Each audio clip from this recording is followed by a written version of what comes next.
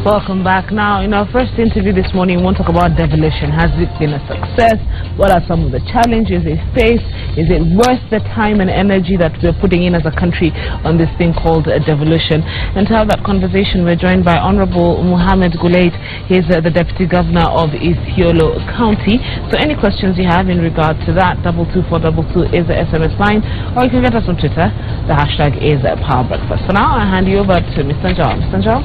Good morning, Mr. Governor. Good morning. Maybe we should start with the very basic. We want to know who is Mohammed Guleid. A lot of people know you as a columnist in the Standard. Yes, thank you. Don't expect governors and deputy governors to have time to write. Who are you? Yes, just as you said, my name is Mohammed Guleid. At home, I'm known more as Simba. That is my nickname, and has actually become my de facto name. Simba. Simba, the lion of Isiolo. Before I became a deputy governor, of course, I have worked in many fields. I was in the development business. I worked for international NGOs. I worked in The Hague. Okay. In fact, my office used to be just opposite the International Criminal Court, ICC. Unfortunately, I didn't see what's transpiring now, but if I was still working there, I would have been seeing every morning. So I worked there, and I am in my background, I'm a social anthropologist, and that's why I like to write, because it borders a lot of development issues, and it is my passion. So, but I also have been in business, in the petroleum business, in the logistic business, so I have done a lot of things before I became a politician. Social anthropologist, maybe you can tell us what? Social anthropologist is the study on how society lives together and makes progress, how they interact, their culture, their livelihoods, how all that interact, their languages, their identity, all that combined makes human beings what they are. So our process of civilization went through a long journey, as you know, and every time it has always been influenced by the conditions under which people live, the culture which they, culture is determined by context. So social anthropology, therefore, we study those dynamics in the society. So you chose to be a deputy governor. Yes. And when you become a deputy governor, it is the governor who you and the governor decide that we are going to run together. Yes. You go on the same ticket, just like the president and the deputy president. In your case, what political party are you? We won on the URP ticket, yes. So we are part of the Jubilee Party. Now, having decided both of you to run for governor and deputy governor, how is it that now, 3 years later, there is a lot of agreement between governors and their deputies? I think there's a lacuna in the law. The Constitution created these two offices, the governor and the deputy governor. Article 179 of the Constitution mentions that the governor shall have a deputy governor as a running mate, and who shall be a member of the executive committee, and who is the deputy CEO of the county. And the same article in the Constitution also says that in the absence of the governor, the deputy governor acts. But the law did not define further what that absence means. Is it when he just leaves his office? Is it when he leaves the county? Is it when he leaves the country? There is a bit of ambiguity as far as that is concerned. And because of those ambiguities and the fact that there are no defined and clear roles given to the deputy governors, then this office became a kind of an office which has no much weight in terms of decision making. In that process now, a lot of deputy governors feel that they are not being adequately utilized. That is one side of the story. The other side of the story is that most governors, I think over 80%, there's a challenge in their counties with regard to the relationship with their deputies. And sometimes it borders personal issues which cannot be objectively explained. Sometimes there are fears of, maybe this person wants your seat.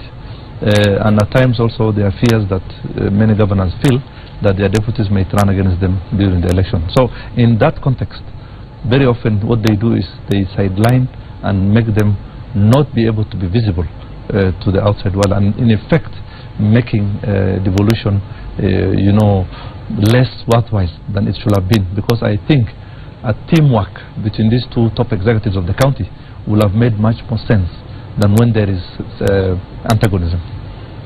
When you look at the president and the deputy president, the working relationship is fantastic. Yes. Because they know we are going to run 2 terms. Yes. The president wants to run 2 terms. Exactly. And he leaves the governor, the deputy president, for the other time. Yes. Why is not that understood with the governors? And that's exactly the problem. You see, there is a clear understanding that with the deputy president, he is not going to run against 2017. So although there are some vibes to that direction, but I don't think it will work. Yes, and he talks of 2022. Yeah. So even with the deputy governors, it will have exactly been the same. There is nothing wrong with. I don't think most deputy governors have exactly the ambition to go against their governors. I don't think. I've had very few of them talk in that direction. But you know, in the dynamics of power, what has happened in the counties is that this institution of the county government had not been prepared very well. So what happened is that at the inception, even when we were taking office, there are a group of people that I can maybe not polite word to use, who hovered around the offices of power like vultures. So those are the people who waged most of this, you know, conflict. They have been trying to separate so that for their own personal gain, they can access what they perceived to be the resources of the county. So the governor actually has been taken hostage by business people, by contractors, by people who think that they now have to own this process. So one of the ways that they can do that is first to separate these two people, because together, you know, when you can make consultations, you make better sound judgments. But when you are alone, you make a lot of mistakes. And that's why you are seeing in a lot of counties today, there are a lot of problems with regard to corruption, there are a lot of problems with regard to performance, and there are a lot of problems with regard to even visualizing which direction they should go, because the governors have been surrounded. I think even the governor of Nairobi recently honestly, very honestly said there are cartels that even are surrounding his office. That's a true picture, and it's not only in Nairobi, it's all over the country. But every county, the governor has got executive, nine members of the executive, who are supposed to be working on different ministries. Exactly. The Constitution, again, Article 179, makes mention of that the executive power is vested in the governor, in the deputy governor, it says very clearly, and in the executive committee members. But the truth of the matter is most of the executive committee members are just like the deputy governors, are also just maybe figureheads who are seated on their ministries but do not really control what goes on within the ministry. There are some kitchen cabinets behind the scenes that run the show. So decisions are not going according to how it should be, and that also explains the challenges we are facing today in terms of even resource utilization, in terms of implementing the very county integrated development plans that we put into place. Most of it have been shelved. They are not being actually, this should have been like the Bible of the county, which every morning we should be picking a page out of it and read and say what have we done and where have we reached. That doesn't happen. Priorities change, decisions are made on an ad hoc basis. Most of the decisions are made outside the county executive committee meetings. So these are realities, of course, which also my colleagues, even governors, don't want to hear. But that is the fact which is weighing down devolution as it is now. But there is checks and balances. There is an MCA. The MCA. The county assembly. Exactly. They are supposed to make sure that that doesn't happen. That is also the biggest failure we have in the county government today. The members of the county assembly, first of all, have failed to execute their duties. They have failed because most of them, I suspect, have not really understood the roles that they should be playing. You know, they should not be actually be friends and be sleeping in the same bed with the executive. But unfortunately, what's happening now, due to, you know, fight or attempts to access resources, they all now have befriended the executive too much. Because they also want to get some money out of it, they want to get resources out of it. They are fighting for something called ward funds, similar to what is now the CDF. And in order to get that, because the law does not provide for it, they are ready most of the time to kneel down and accept whatever they are given, so that they can support the executive. That's again... Given means what way? Given legally or illegally? The law does not provide for what's called ward funds. It doesn't give. But de facto, what's happening is that many of the counties, the county assembly members have found ways of controlling the investments that take place within their counties. So they are able to determine which ward, which project goes where and to who. And in the process, I think also maybe popularize their name and benefit it other ways. So that situation created an environment where the oversight, which the Constitution envisaged, is absent. What we are now seeing is that there is actually no oversight as such. But that's not the only challenge. Even in cases where the counties, the members of the county assembly have managed to exercise their authority, again we are again facing challenges from the Senate, which have not been in agreement with what the members of the county assembly say. So there's a lot of, you know, lack of clarity with regard to how we should implement our constitutional dispensation with regard to devolution. Partly of this also I attribute, of course, to the infancy that we are in. We are now at the point where we are still evolving. We have just come into this dispensation. I think it will take some time before it really gets, you know, ingrained into the mindsets of the people. Because what does the Constitution say? The Constitution expected, it envisaged a more participatory government, a more lateral, horizontal, you know, a horizontal government, not vertical. You know, when we had the centralized unitary state, whereby the president was the head of the government, now we have 48 governments. We had a top-down decision-making system.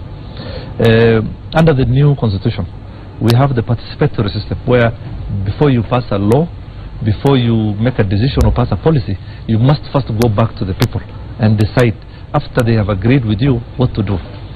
So that process is also not really happening as it should, partly because also our people have not really understood what is expected of them, that responsibility, that shared responsibility, that the sovereign authority lies with them.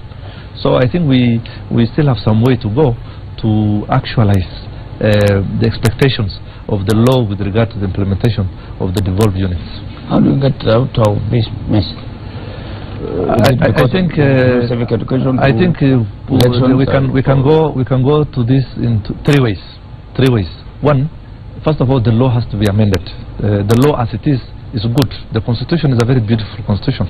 The people say it is one of the best in the world, but the Constitution again cannot define every and single step of processes within our, you know, execution of responsibilities.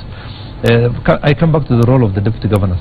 I think the role of the deputy governors must be strengthened, particularly with view of ensuring that they take more responsibility in ensuring service delivery and proper accountability of resources. That should be anchored in the law, because right now it is not very clear, you know, who should be in charge. When an issue comes before court, everybody says, I'm not responsible. You know, get the person who signed. But who has signed? The person who signed is a small clerk seated in a small office. Yet we know, in reality, he's not the person making the decisions. So, unfortunately, these small people end up getting, you know, fried in a hot pan for sometimes decisions which they have not made themselves. So the law must they want to sign if they have not made it. You know, of course, there's the issue of fear. Somebody fearing. You know, when your boss tells you to sign and is your boss, how will you refuse? But you can't sign, because if you follow Goldenberg, yes, I remember Goldenberg and yes, people who signed things. Yes, exactly. The late Koinange signed. He was. He died, and the governor of Central Bank then didn't sign anything. Exactly. So he was not. Why would you want to go and sign things? People sign simply because, first of all, they feel this is their responsibility. They have to sign. That's what they feel. And secondly, most of the time they do not anticipate that there will be a challenge, you know, which will come afterwards. These things crop up later on. I have seen junior officers now who are being taken to court every day, and I know for sure that the decision-making process did not originate from them. And they may not have also foreseen the consequences. I think through that may also help to take them to court, but they are not the main culprits, unfortunately. So let me come back to the solutions. I think the law must be more clearer, especially with regard to prudent use of our resources, because it is very dear. You know, it has been said that corruption consumes more than a quarter of our GDP. That's a lot of money. If it was used in a better way, would have really brought a lot of developments. But it's not happening. Simply because the organizations or the institutions that have been mandated to carry out the oversight role, like the control of budget, like the Auditor General, these are constrained. Look at the control of budget and the Auditor General. They have got only a few number of officers in their office. They cannot have an oversight of all these government departments. They also rely on the IFMI system for their reporting, which is just a desktop report. What I think I will have proposed in that regard is that in every county we have a committee that's independent from any political interference, which is called a County Audit Committee. Comprising of maybe religious leaders and other respected community elders and youth and women and etc. and disabled, who can see through the processes and make sure that what is said is going to be done will be done. There's something that is very strange, and I think also the control of budget and the Auditor General should be very much aware about, is you will find maybe a cap like this one will cost in County A 200 shillings. In County B, it costs 2,000 shillings. You never understand this now, how this happens. And simply because there is no clear way of, making sure that those excesses are not checked. And that can only happen not through the county assembly members, because we have now seen where their weaknesses lie, not according to the way the law wanted it to happen. They have gotten themselves absorbed into the executive role. So we need now an institution outside which is independent. They don't have to be paid. There are people who are willing to do this periodically, sit down and go through what we plan and whether we say and do what we said we shall do. I have observed, I have been going through the control of budgets report. I have seen projects that are said to have been implemented, and in the report indicating that those projects have actually been actualized and money have been spent. In reality, you go to the ground, those projects don't exist. And this is not in one particular county, it's almost across many places. And also the choices of the kind of projects that we want to carry out has also not been carefully looked at. So all these things, in as much as I want to attribute it to the initial phase of the teething problem, but we must find an avenue of getting out of it. So one way is to strengthen the oversight role. The other way, of course, is now for the wananchi, because we are going to have an election in a year's time or a year and a half. Now to evaluate the leaders based on merit. Unfortunately, we use a lot of ethnicity and other factors that are not very useful in our decision making. Isiolo is one of the counties that were mentioned this morning in the newspapers, not having spent money intended for development.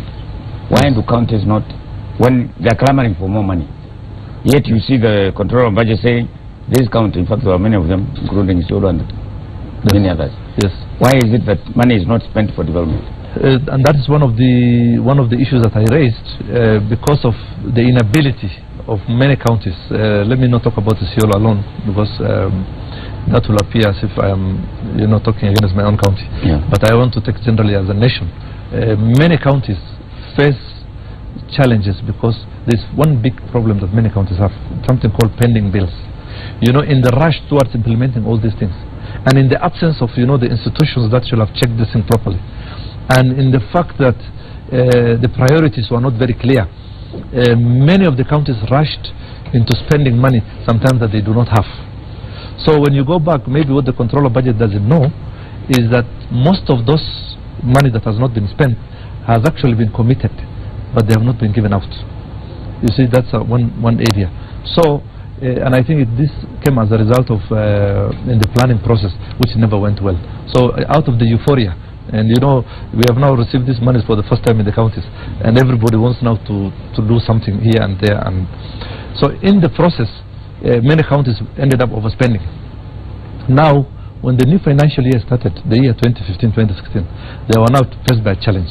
What do? Do you deal with the money that should have been paid for the jobs that have been done the previous year, which have accumulated, or you start a new project?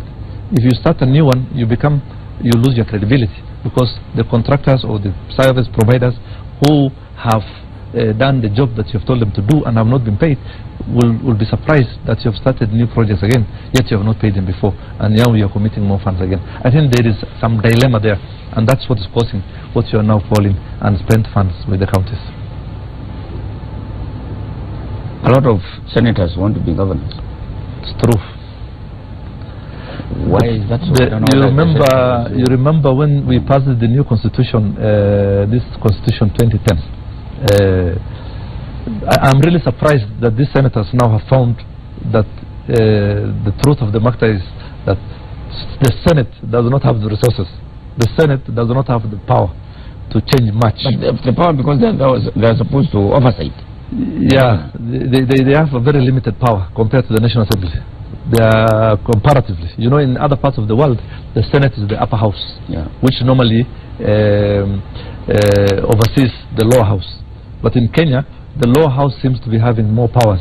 So what has happened is that many of these senators now, and I'm surprised because most of them are members of parliament, and they're the very ones who have passed this constitution, have not realized and did not read even the constitution properly. It's only after they won the election they came to realize their office does not even have much power. Now they think where the money and the power is in the county government, and that's why they are rushing to be governors.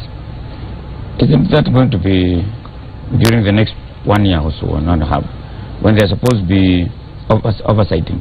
If they only become personal, it becomes now not oversight but witch hunt and declaring war. It will become a declaration of war, and it will also mean that they will lose, I mean not only oversight, but they will also lose their focus. You know, the Senate as an institution, first of all, in as much as you say they have the power to oversight the counties, that is said on paper, but in reality they don't even have the capacity. Take the example of the financial, the finance committee, who are supposed to be scrutinizing the county budget and the expenditure. This is a skeleton team of small number of senators with a very thin staff. So how do you expect them to go through documents that, if brought to this room, can fill the whole of this room, and with informed decisions make a proper decision? They can't. So I think even going forward with regard to the responsibilities of the Senate, there should be more, you know, strengthening of the institutions of the Senate within, not the senators, the institutions of the Senate, such as the oversight role. They get more experts. I mean, now we have on the committee people who are not even auditors, for example, people who have never even seen books of accounts. How do you expect them to analyze critically, objectively, and come out conclusively with the correct information? So some of their failure comes from that, the inability even to have the capacity to be able to analyze the books of the counties. So I think we have also there something to do, plus also strengthen the Senate, because right now the Senate is just more of a rubber stamp, not more than that.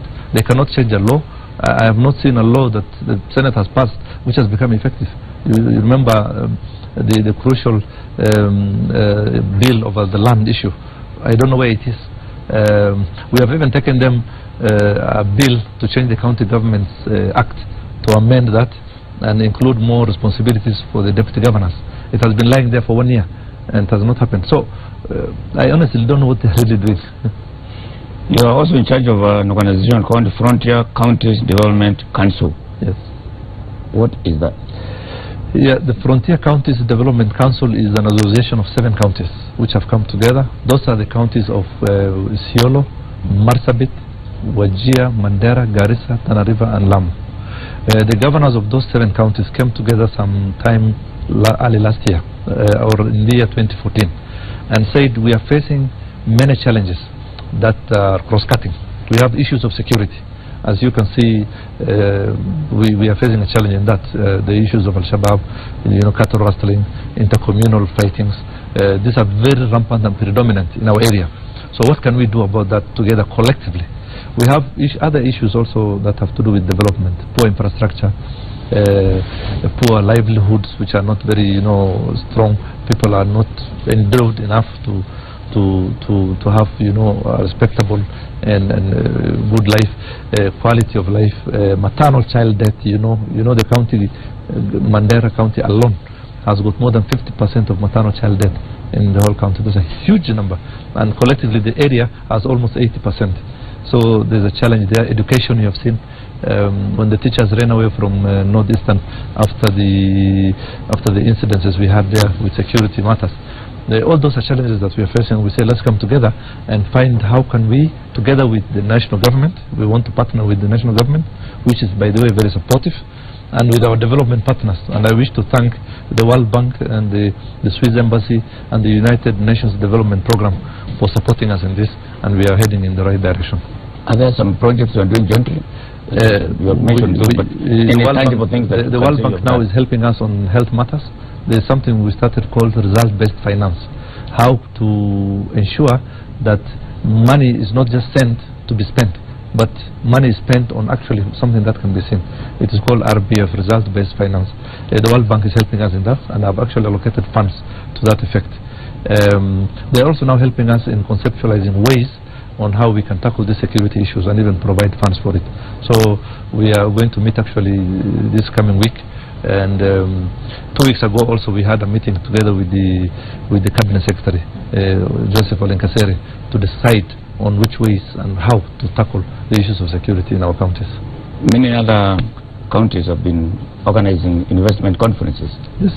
I haven't had any of your frontier counties doing that. You know, investment conferences are good, but even those counties that have organized the investment conference, what has happened thereafter? So sometimes you don't just organize something for the sake of it, but it must also tangibly bring something. Because I've attended many of them, and I've not really seen anything come out of it. So it could just be a waste of money just to invest, organize a conference that's going to cost you 50-60 million. When you do not have the other infrastructure in place to be able to absorb those investments. You know, for example, in the northern frontier counties, now the one you have mentioned, we face a lot of challenges. Roads are not there. We don't have proper roads. Electricity is scarce. Water is scarce. So when you tell somebody come and put up a factory, those are the three questions you'll ask you. Do you have those three things in place first before I come? So you don't just rush to investment conferences, but first I think we should lay the ground, do the proper investments. I'm happy the President Uhuru has now realized one of the ways of even tackling insecurity is first to deal with economic issues and infrastructure. So he recently proposed something similar to what they called Marshall Plan, together with development partners, which we are going to launch soon. So when that happens, you will see maybe, for example, the road from Isiolo to Mandera being tarmacked. The World Bank had already promised that they have set funds aside. Fortunately, the road from Isiolo to Marsabit Moyale is almost complete. So our international airport in Isiolo will be opened soon. I think the President might even come in March to open it. So all these things are coming. So when they come, and we know now that our infrastructure is in place, then we can call the investors and say, please come and invest in our counties. The Deputy President and the new Cabinet Secretary for Energy and Petroleum have told us that every primary school in Kenya will be having power by the end of this week, maybe. Yes. Or maybe the end of the year, of the month. Yes. Is that the case in northern frontier counties? There are many. I think they are right. There are a lot of things going on. The use of solar power has helped this. So solar power is really helping. So what the Deputy President is saying and the Cabinet Secretary is realistic. It's something realistic which can be done. I have seen schools in Isiolo where these installations have taken place. I cannot reliably confirm whether all of them have done, because I need to check that objectively. But what they are saying is possible and is real, and I think we can do it. Tell us about Isiolo itself as a county. The town itself, you mentioned there is an international airport coming up there. Yes. Lapset, I think, is also coming through there. Yes. It looks like the El Dorado. The resort city is also being planned. Vision 2030 project. Yes. Yes. Tell us about that. What won't you invest in the next 20 years? Isiolo is the luckiest county in the Republic of Kenya.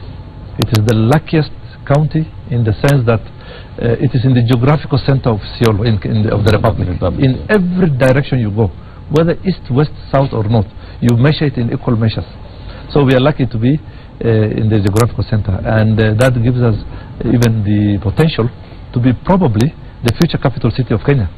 The national government, through Vision 2030, had identified several flagship projects which you mentioned: the Lapset, the international airport, the resort city, a refinery, and probably also some other projects, almost 5 they mentioned, a mega dam. So this gives us a unique, position, which we are in the process of planning, I know, and it will take time, of course. All these things are not easy matters. They are not, like putting up a kiosk. So it requires a lot of consensus, agreement. One issue I want to raise, which this has brought us a challenge, is that the anticipation towards this has made a rush for land in Isiolo. Yeah. A lot of people want to rush there and grab land and buy land, and Nigeria won't even take this opportunity. But isn't it all right? It's okay. We really talk about investment. People come and invest, we buy land. We welcome land becomes expensive. We welcome them 100%. Yes. And I will really be happy to have these projects take place tomorrow or even yesterday, and it will happen without any doubt. One challenge that I'm talking about is that people do this without proper planning. So you have to plan this properly. There has to be a careful and well-planned spatial planning, a grand master plan for how the town should look like. Where do you put the industrial parks? Where do you put the institutions of learning? Where do you put social amenities, churches, hospitals, children's playground? These things have to be planned. So when you come and rush and just buy land without... Now another challenge, of course, is that people have been getting double allocation of land. It's a big nightmare to us. There are thousands of patches of land right now which are owned by either 2, 3, sometimes even 10 people. Who is allocating? The county government? No, even what has happened is that the previous local authority was composed of a lot of corrupt people. So what they were doing is that they have been selling this land multiple times. So unfortunately, this has brought us now also a challenge on how to resolve these issues. A lot of our land issues are now in court, and sometimes this also affects planning. You can't go forward when things are in front of the court. So, but of course we'll find a resolution one way or the other. But I think the expectation from the Ministry of Planning is that once this Vision 2030 projects take off, Isiolo's population will go tenfold. From the current, the town's having about 100,000 people now. It may go to even maybe even 2 million people. That's a huge influx, and such an influx requires proper planning. So, but it's a blessing also which we welcome, and I think we look forward towards it, and it's an opportunity for us. What about the living? You said you are a social anthropologist. Isiolo is kind of cosmopolitan. You have everybody, almost everybody living there. All the 42 tribes of the Republic of Kenya, and therefore that creates tensions. There is one ethnic group that can claim ownership of Isiolo town. No, not a single ethnic group. All the ethnic groups of the Republic of Kenya own Isiolo. Isiolo is their home, and that is what makes us unique. And it's not a problem. In fact, we really appreciate and we celebrate that diversity. We don't have ethnic conflicts in Isiolo, by the way. We don't have it, surprisingly. What we normally have is cattle rustling, which is a different matter altogether. Meaning what? Cattle rustling is, communities, pastoralist communities that go and steal livestock from the other community next door. That apparently appears, those tensions, that rustling appears just before elections. Or is it annual? No, it has been quite sustained for a while, and mostly it has no political connotation. In most cases, they don't have political connotation. At least in the case of Isiolo. It is more of a resource-based, conflict, especially during the dry season. For example, right now it has rained, and for the last 2-3 months you've almost had nothing from Isiolo. But for the period around July, June, August last year, we had a huge upsurge of people who died as a result of cattle rustling, unfortunately. So, but we celebrate our diversity. We welcome even more people to come and live with us in Isiolo. All the 42 tribes are there. So I think that's one of the issues that makes Isiolo unique. Other than also Isiolo being a home to some of the most unique wildlife, such as gravy, zebra, and other kind of wildlife. If you look at the geography of Isiolo town, yes, it's surrounded by Meru district. Exactly. And there have been tensions there between some sections of residents of Isiolo. Actually, there is no tension between the people of Isiolo and the people of Meru. These are brothers, people who have lived side by side for many years, and sometimes these things have been politicized, unfortunately. So what was happening? What was happening is that there was a conflict of a boundary issue, that where should the boundary of Isiolo be and where should be the boundary of Isiolo be. And that matter, I think, is already in court. I don't think I'll be proper to make a comment about it. Why would there be there is a geography map, there is a map showing where what has happened is that we people of Isiolo feel that the boundary where it is now should not have been where it is. But that's where it is. That's where it is. But we feel that there has been manipulation some years back by some people, and but I think this is still something that we can still resolve. It doesn't have to lead to conflict. I don't believe we should fight over it. I don't believe. I think we are handling it well so far.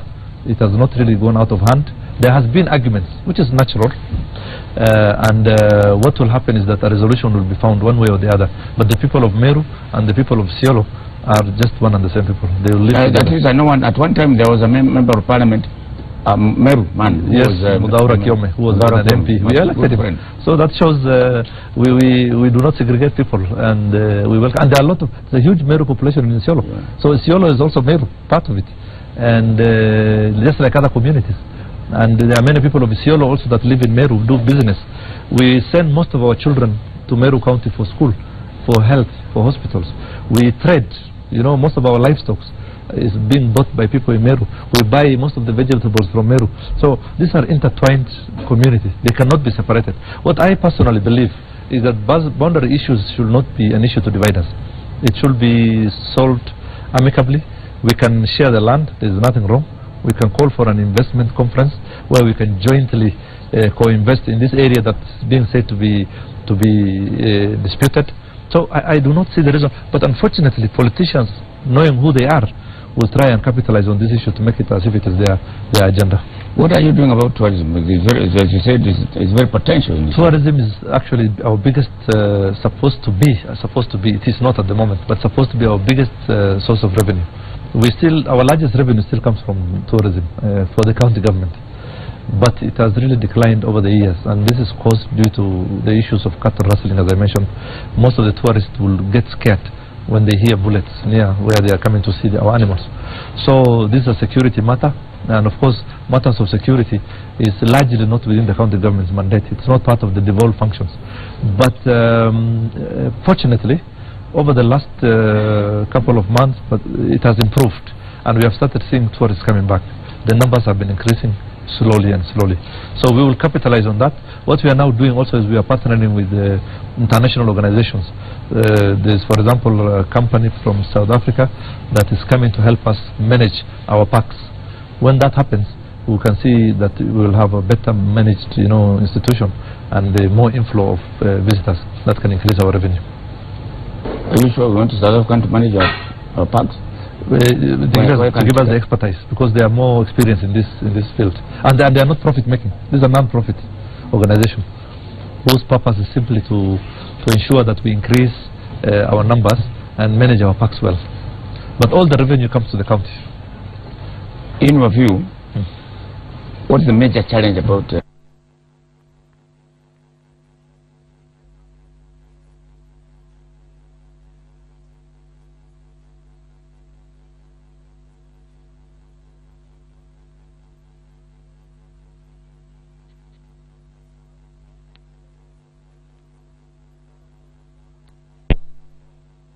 And one of my talks recently at the Kenya College of Accountancy University on Thika Road was the issue of performance management.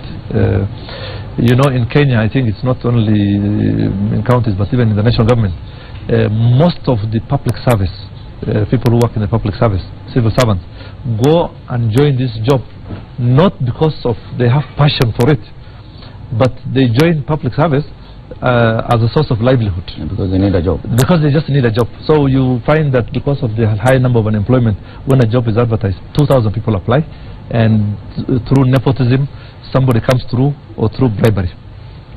Once you come into that job, now you have no vision, you have no passion. What you do is you just come to the office and then hang across your computer and your place of work. It doesn't work. And the county governments are suffering from that symptom. There's no clarity and target giving to individuals.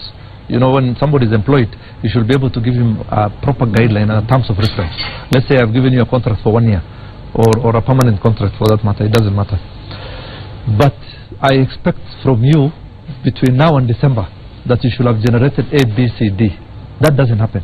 So, you know, even that control mechanism, public service performance system, these contracts you talk about mostly on paper, they are not being executed properly. So what I think is that this might also shape the vision of how leadership, the elected ones now, in future, are going to manage this. Because unfortunately, most counties, people who have been elected, you do not see clear goals that they have. You know, you cannot have 100 goals. When you get elected, you can just come in and say, I have 5 goals to execute in 5 years. Let's say I want to target water, health, education, full stop. I want to see improvement in those 3. Now you have to marshal everybody within that county or within that government. Even the cleaner, when he wakes up in the morning, should be dreaming about that goal. You know, even though he's cleaning your office, part of it in his mind, he should know that I'm going to reduce illiteracy level.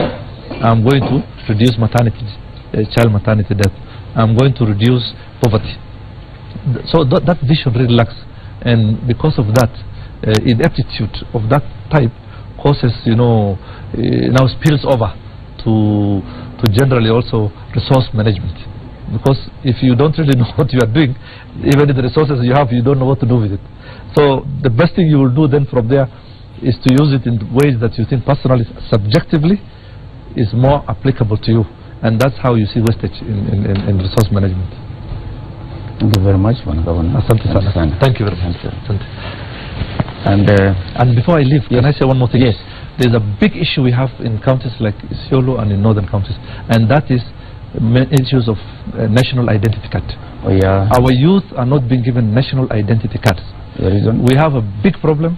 We don't know whether I don't know whether it's a discrimination towards these people who look Cushitic, but I think it's a problem also across all boundary, you know, border counties. But that's a huge problem, and I think it's something also. But Isiolo is not. Isiolo, unfortunately, is not a border county. No. Yet the thousands of our youth today do not have national identity card.